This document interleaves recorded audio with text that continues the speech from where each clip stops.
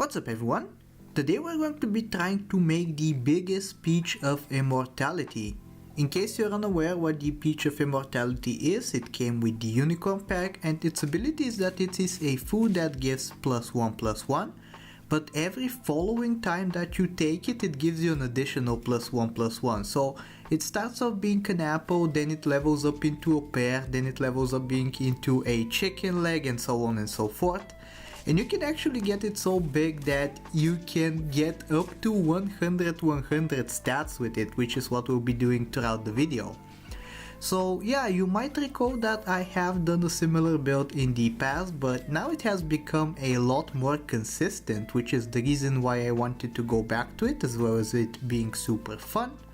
We're starting off with a flying fish plus a spider combo.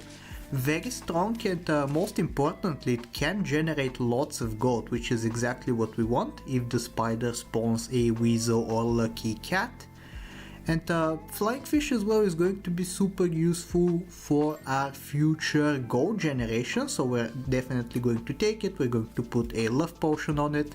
Some people can call this build kinda scummy, but you will see that we're really not running it for the strength of the build itself, but more so for the amount of gold it can generate. So yeah, hopefully for the beginning few turns we don't lose. We get a massive skeleton dog and a +2/+2 permanent stat on the Chihuahua and the flying fish. But here we go, this is going to be the setup for the early game. We're going to sell out of the pig, we're going to sell out of the Chihuahua, and we're going to get a love potion on the lucky cat. So with this kind of setup, flying fish with love potion and a lucky cat with love potion, you can actually get a level 3 lucky cat in the fight. Take a look at this. 15/15 lucky cat that also generates 6 gold at the beginning of the next turn, which we will be able to see right here.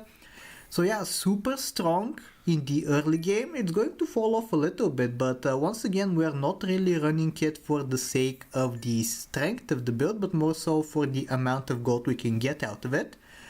You will see that in the future we will need lots of gold to get going with that sort of build, because like if you imagine every single Peach of Immortality costing 3 gold to be purchased, then you have to imagine how much we have to spend in order to make such a build work. Thankfully though, here we get double lucky cat, one from the love potion, one from the spider, so we get an insane amount of gold to work with. Almost double than the usual, I think, which is great. We're going to be setting up for levels using this gold. We have a spider ready to go for turn 9, and we also are 1 away from a level 3 flying fish. So hopefully we continue to win. This Rhino team is looking a little scary, but thankfully our summons are very strong and don't fall to the Rhino immediately, so we end up winning. We're going to be spamming avocados for the next turn, because once again we will need a lot of gold. Hopefully we do find the flying fish as well, so we have double level ups, and indeed we do. Maybe I should have also bought this salad or love potion, because we have nothing to roll for, but I roll regardless because I'm kinda silly. I think we should be losing whatever happens though. Looks kinda scary. 12 mana worth. Thankfully it's out of Unicorn pack now, so we don't have to experience that all the time, but we do still have it in custom packs. Whatever the case though, we take our double levels. Unfortunately neither of them are the ones we need. Ideally we're looking for Sauropod and cat in order to multiply the amount that the Peach of Immortality is scaling by, and Sauropod because every time you buy a food it gives you a gold back, so it's going to be super useful when it comes to spamming the Peaches of Immortality. Unfortunately we find neither, but I do freeze this anglerfish hoping that we go up against someone who has leveled up into a sauropod, which sadly does not end up being the case, but we did look out into double lucky cat right there once again, so we have a lot of gold to work with. We get a level up on the lucky cat as well, which means we get how much is that? 4 more gold for the next turn, and we finally level up into a sauropod. We do have some chances of getting it up to level 2, and thankfully because of this very lucky double crow roll, we actually will be able to get it up, and here we go.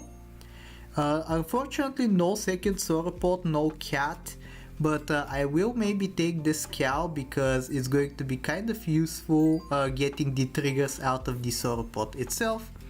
But thankfully, because of the Tofu getting us another chocolate, it's going to be unnecessary for us to buy the cow. So we just let it go, we click end turn. Most likely we're going to be losing, but that is completely fine because we have been setting up all along. And yeah, it looks great currently. We still have the Lucky Cat plus Flying Fish combo to generate us gold, but most importantly we do have a Sauropod now, so we do have something to help us get some of the Peaches of Immortality going. Ideally we want multiple Sauropods on the team though, because that way we get more gold from every single purchase. Thankfully we do find the second one. Also we get a crow level, so that will be 4 gold for every single food purchased, which is extremely nice. Cornucopia works very well with this build because it counts as 2 purchases of food, the second one being free, so that gives you a ton of gold that you can use every single turn. That's a great thing. Tofu is also going to be super useful for this kind of setup. As you can see, it not only helps us get some chocolates, which is going to be relatively easy level ups for us, but also it will help us get the Peaches of Immortality way easier. Here we face a very creative and fun looking team actually, with Flying Fish plus Team Spirit. I might try to run that in the future as it looks very fun. But for now we are focusing on our objective of finding as many peaches as possible. Once again we continue rolling for the Sauropod and the cat. I don't think this choice of food here is super relevant, so we just take the popcorn.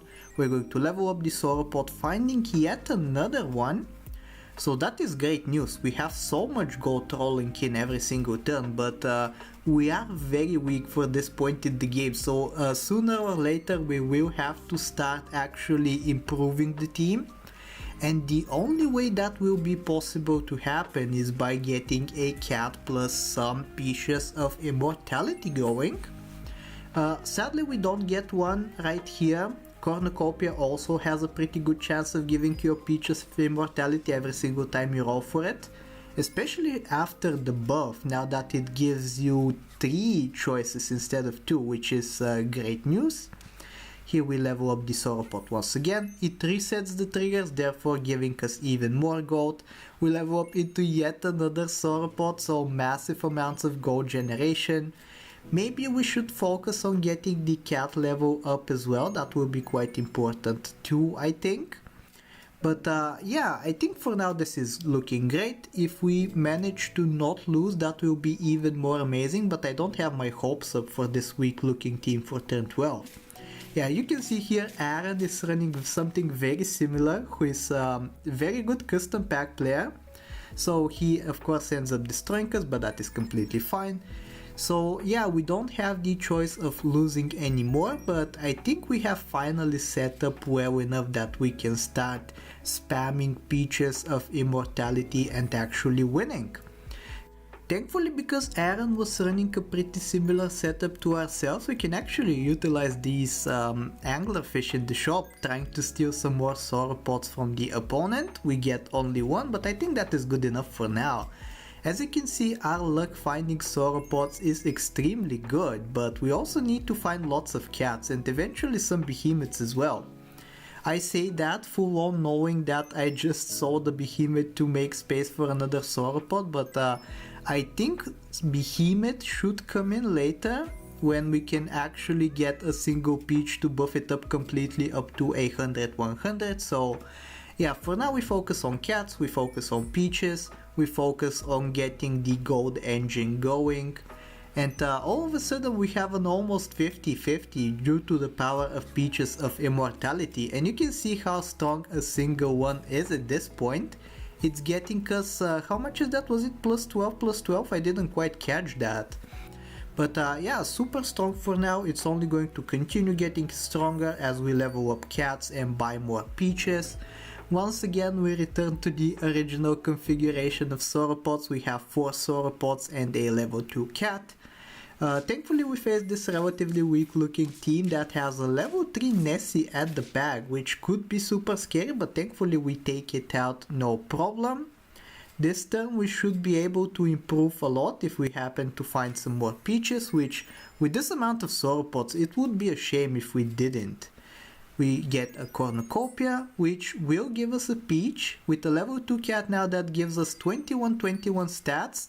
I actually misplay a little bit, overflowing some gold, so we get a little bit of wastage right there, but that is completely fine.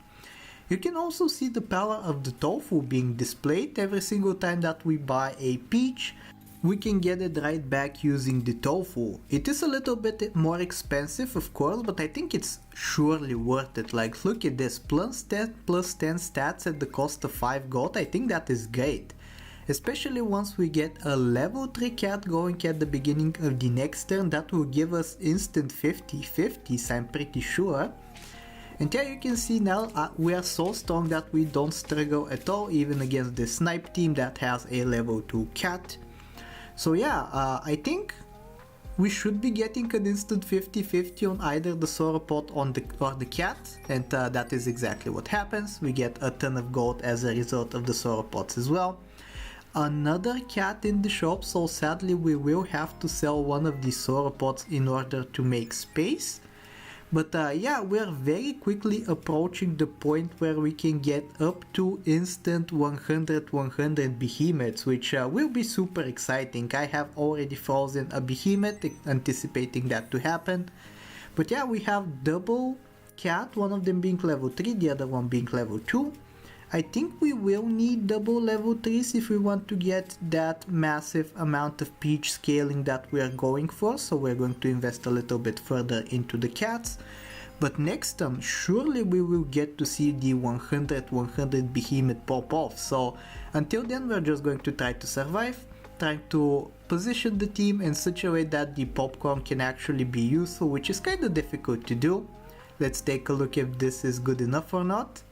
Thankfully this team is looking relatively weak and the melon actually gets popped by our popcorn, so that is expert positioning from us.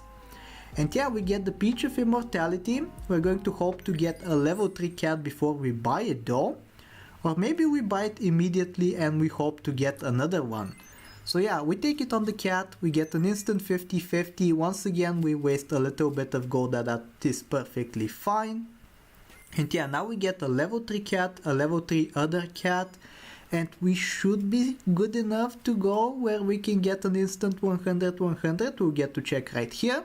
Yep, plus 88 worth of stats, and it's only going to continue growing from here. So that is absolutely insane. So from every single Peach we can get a 100 Behemoths, so I think at this point it's worth it to just freeze Peaches and throw for Behemoths, get those 100s. I take a melon over another Peach, funnily enough, because we lack a little bit of equipment, but thankfully we do get to find yet another Peach, so that is no problem at all.